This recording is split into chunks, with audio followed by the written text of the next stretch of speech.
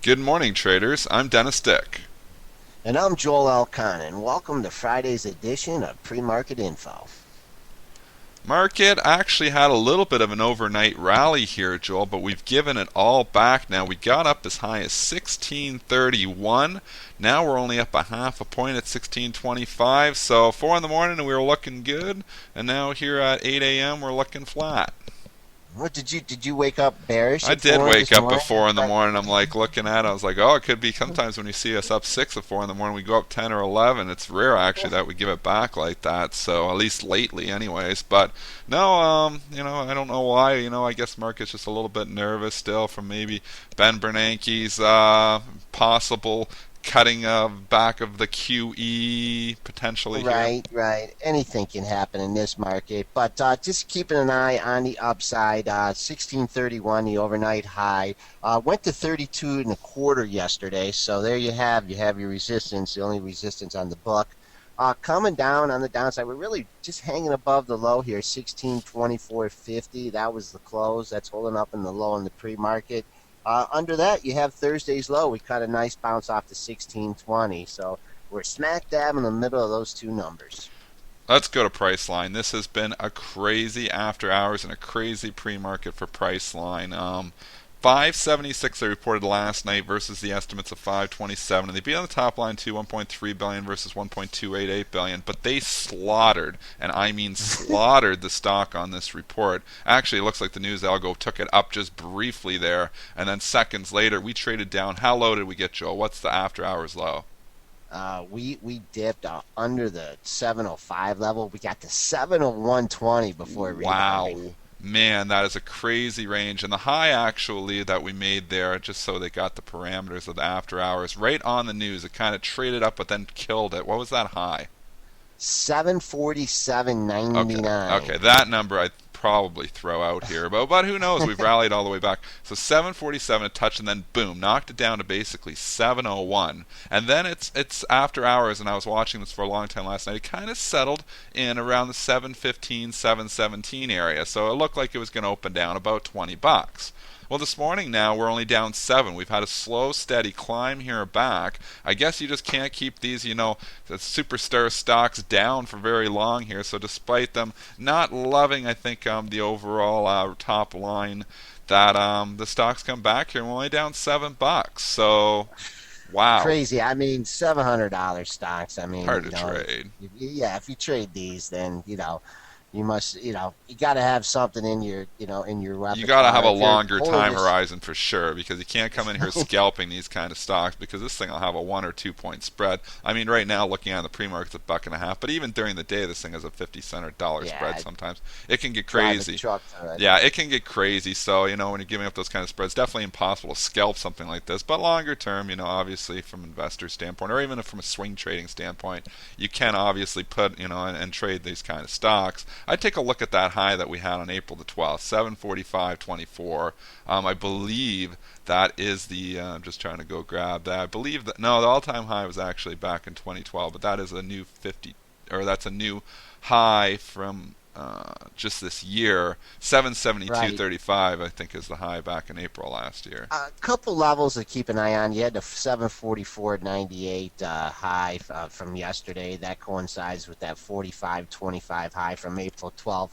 A long ways away from there. I'd keep an eye on really the 726.11 level. You've had a couple lows there, 26.11, 28.72. Holding above that in the pre-market. I think if we broke through there, we have some room on the downside. But that pre-market, I think the pre-market low and the pre-market high are safe in this stock. And then you can move on to the Gap last night, because they reported same store sales, and it was a huge increase. This is funny. A lot of these after hours moves now are getting faded. From in the Priceline case, they're buying it. And the Gap, and right after the bell, like literally like 1 minute after the bell, they reported same store sales for April were up 7%. They also see Q1 coming in at 68 to 69 cents. Estimates were 56. So great news from the Gap. Stock, believe it or not, traded up almost to $42. I actually was trading trading this a little bit after hours last night. This has just blown through obviously a lot of levels here on some pretty significant volume, but I'll tell you, it's come back in here this morning after trading About mostly a buck and a half. yeah, Yep. we were mostly around that 41.50 area, and we've given back $1 of the gains here now in this morning, trading at 40.60. Could be interesting here if we continue to fade. What's your take here? 40. It did hit 42 in the pre-market, or that was the after hours. The Yeah, dip took you down to 40.26. I like that 41.50 resistance level if you do get back up there. I think if you break below this 40.26, obviously there's not much on the downside here. After that, looking at the daily here, this is a huge move for the stock. Even go longer term here, weekly new high for the move, and I'm sure the monthly is going to the same thing. So great move for Gap here. Good news all gaps and around. gapping. 41. Yeah, Gap is gapping up. 41.50 is your initial resistance You point. you want to know something though here, Joel? I am seeing enormous size, and I know this has been there because I've had this on my bogey. $40 is a New York seller, 400,000 shares in the institution. 41, there's another 400,000 shares. Probably the same institution, just dumping 400,000 every point. That liquidity will become active at 9:30 because that's not a pre-market order. That's a New York Stock Exchange order, which is not open yet. So I think this could have trouble opening over 40. If it opens over 40, then I'd look at 41. So I'm using the whole numbers as my targets here. Wouldn't be surprised if you did see some strength here, but I also wouldn't be surprised if this didn't open quite as high as we think it might. Right, because of the size. I mean, Yeah, you it could could get hold. one of these. Yeah, that where the DMM opens it low, scoops up that Yep. stock, and then runs it back up. So that's good. They're still in the book. You have to. That's a good point. Thanks for pointing it out for our viewers. We've got Eli Lilly has news here this morning, and I always pronounce these drug names wrong, so you have to forgive me on the pronunciation, but I'm going to try. Enzastorin phase did not meet No. on phase 3 trials did not meet its primary endpoints. So the enzastorin not helping Lilly here this morning. It's got it trading down about 60 cents. They did reaffirm their outlook here. So, they're trying to mute the effects, obviously, a little bit of drug not meeting an endpoint by saying, oh, but look, we're still going to make earnings here, so don't knock our stock down. The market's not totally listening here because they are knocking it down about 60 cents. Yeah, 53.60. What you've hit in the pre-market just not too long ago, getting a nice bounce off that, just hovering around the $54 level. I was looking at this stock before the show opened. It's taking a little bit of a haircut after making that high above the $58 level. But we've come down. We had a recent low at 53.85. That's supported by a low that you had at 53.72 on February 26th. So you do have a support level here under the $54 level. It's bad news on the phase 3 trial, but if the earnings are still in line, then how bad can things be? I always The say, drug though, stock, and I'll just argue this point here, because drug stocks seem to trade more on these trials, more on future drugs than they do on current earnings. So I think, I do think that they will start, to maybe put some more pressure on the stock here. Well, it's down 60 cents, so I don't know, how much the pressure they're going to put on it here or not. But so it's already priced in a little bit there. But I think if this thing rallies to flat or something on the day, I think you will find people who are a little bit nervous on this issue. Triple D, Joel, they actually announced here the pricing of the secondary offering at $40. They obviously 2 days ago announced they were going to do a secondary offering. The price is set. I'm not sure if that was announced during the day yesterday or not, but the stock is getting knocked down here in the pre-market. It's down on 1.3 million shares. $39.95 is where it's trading at right now. I know when they announce these prices, these like $40 prices and stuff, sometimes, just sometimes, these can give you a little bit of a floor. We're trading below that right now, though, interesting enough, at $39.90. right? Yeah. Well, the offering price is 40. A lot of times it does act as a magnet here, and I believe I looked at it. It's a pretty hefty offering too, wasn't it? Seven and Several a half million million shares, yeah. Yeah. So, but the stock has recovered using that 40 just as a swing number. This stock has had a nice run up, so they took the opportunity to do the offering. So, $40 is the number in It's this. going to be a big swing number there for sure. Mollycorp MCP also had earnings here this morning. Little $5 stocks. So we go from those $700 stocks. If you guys like trading $5 stocks, we'll cover those too. 30 cents versus, or lost 30 cents, supposed to lose 31, I think. Looking ahead though, only losing 15 versus 30 or something. The guidance, I actually just ran over it real quick, but we got a pretty good spike here in the pre-market off of this earnings report. Trading over $6 right now. It's $6. Well, actually, it's trading $6 right on the kisser right now, but it did spike up. How high did we get there on that initial report? It got to 635 and then quickly retreated under 570. Bounced around. Made a low. Yeah, that's a pretty good 564. But of all the different charts we were looking at this morning, this one, kind of looks the best here, especially where it's trading in relation in the pre-market here.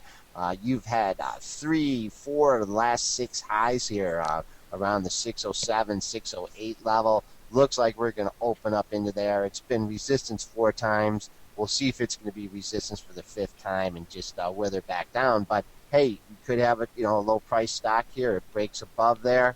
Got to look for potential breakout in this stock. Netflix yesterday. Let's talk about the move this thing had, because they did announce that content licensing deal with Disney, and that really made the stock pop. Obviously, if we show yesterday's action, it's trading down around 207, 208. Boom, the Disney news breaks the tape around 11 a.m. Eastern, and this stock just takes off. Basically rallies $10 over the course of the next hour and a half. Did settle down a little bit after that, but can this be the good news that Netflix was looking for to get get this party started again here for the Netflix Bulls? Did you get a chance to cover your short? Yeah, you know what I did actually. Point? When I saw that news break on the tape, I'm like, I'm not playing games with this. I actually have been short Netflix for a swing trade here for about a week. I shorted around 209 when it broke down through that 212 number originally. Obviously, I got up and I was up about 5 points in the trade. I was doing it for a little longer term trade, though. I was hoping it could eventually get under the $200 level. That didn't happen. I didn't want to mess with this news. I actually covered 210, so I ended up losing a buck on the short, which I'm glad I did, because the stock obviously took off another 8 points after that. So, I'm sitting here now not in any Netflix position, kind of just sitting on my hands.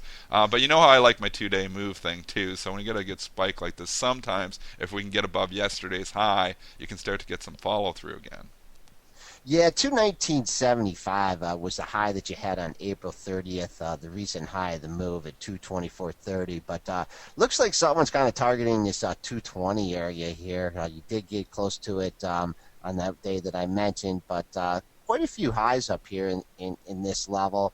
Perhaps if you're looking at try shorting in the strength as opposed in the weakness here, you do have a reference point with a 219.75, and if you want to risk a few points, up to 224.30. But kind of coming up to the upper end of the range it's had since another positive earnings announcement. Let's cut away from the equities for a bit. Let's go to the GLD, and let's actually talk about gold here for a bit, because gold has had a nice rally, but then GLD has been struggling in this whole 142 area. Kind of broke down a bit yesterday. We are breaking down again here today, trading down $2.41 on the GLD, down 1.7%. Pretty active here too. The ETF trading very actively.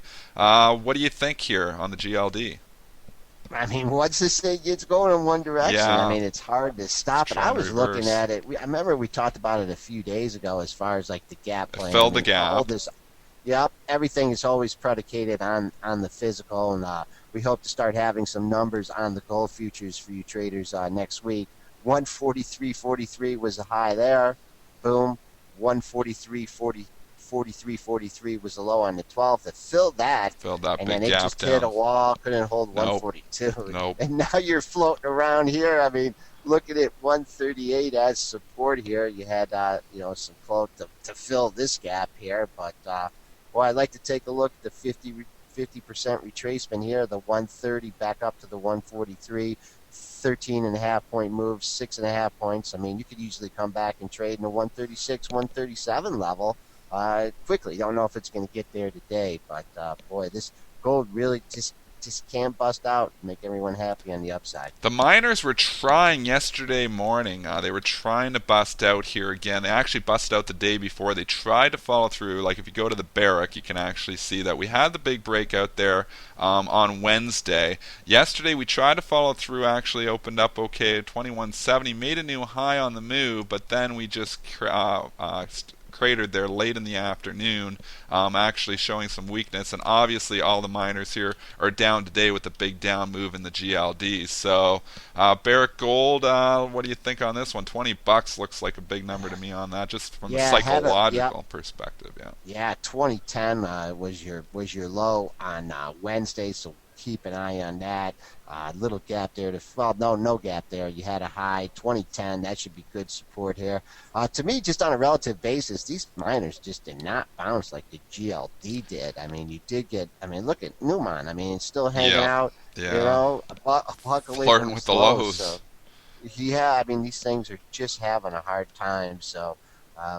Long-term play, you could say that you're in it for a long-term investment and stuff, but looks like short-term, there's still more pressure on the gold market. Yeah. Until we get a change in interest rates, how's this thing gonna, make a move? And we've talked about it before. The cost of production has been rising for all of your gold companies over the last years. Obviously, as gold's up to 1,500, they start to go into areas and explore different areas that are more expensive than they could when gold was back at 300 or 400 10 years ago.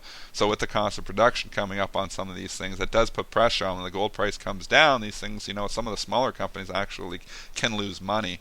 You've got the chart of silver up there, SLV. Obviously, similar story here. We've kind of just not bounced much, though. Like the GLD bounced a lot more than the SLV. The SLV is just, from the overall move, we've just kind of been consolidating here between 22.5 and 23.5. We are trading back below 22.5 right now, 22.46. So a little bit concerning if that 22.50 area starts to get breached. Then you start thinking about those lows that we made in mid-April. Yeah, I mean, if you're trying to pick a bottom, here's the point. You got this 22.50 low. Actually, it was 22.47 here on May 1st. That's where we're trading in the pre-market. You taking a shot at that level. Where your stop is here. 21.96 has been the low of the move, but little SLV opening a little bit more support than the GLD. Yeah, but you know what your buddy Conrad used to always say there at Bright Trading, used to always say, one who pick bottom gets sticky finger, and you're picking bottoms in something here that I don't know if I'd be wanting to pick that many bottoms in this SLV chart. A little bit nervous about it. LinkedIn, let's go over to that one because that stock actually starting to, having a couple days of consolidation, obviously, after the big down move that it had. 177.39, but it's interesting, it had a very, very tight range yesterday, only trading in a 4-point range, so that's winding up to either obviously break or, to try to get some of this sell-off back or to possibly, and I think it could happen, break down here again. Pretty unusual to see a stock like this kind of basically have two double bottoms. The low of the move 73.72 backed up by a 74.25 low, and then the last 2 days low 75.60 and 75.81. So buyers are stepping up here. Maybe shorts getting a little nervous here that you're not getting a follow through.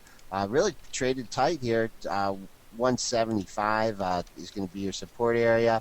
I think if you can bust back above the 180 level here, you got a chance to recoup some of those losses.